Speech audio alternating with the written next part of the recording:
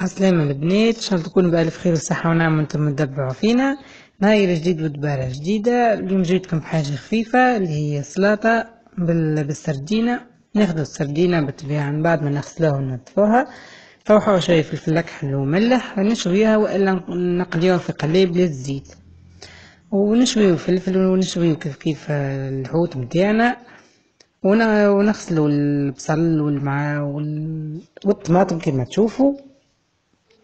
لا إله إلا الله محمد رسول الله.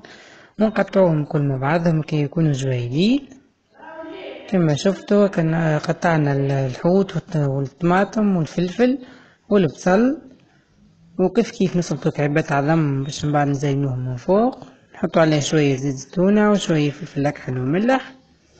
ومتنساوش دعمكم لينا في القناة، واللي مش مشتركة فضل تدخل معانا، واللي مش مفعلة زر الجرس تفعلوا زر الجرس باش تكون كل جديدنا. ان شاء الله تعجبكم بارتنا لليوم كحاجة خفيفة وسريعة وتطيب في الفطور.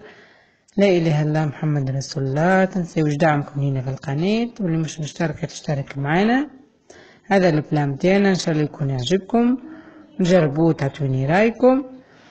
لا اله الا الله محمد رسول الله. تنساوش دعمكم لينا في القناة، ومتبخلوش علينا باللايك واللي كومنتير السماح. هذا يدبارتنا ان شاء الله تعجبكم، وان شاء الله يعجبكم فيديو اليوم خفيف هكايا وظريف. نتقابلوا في فيديو قادم، خليت لكم الخير والسلامة وبالسلامة.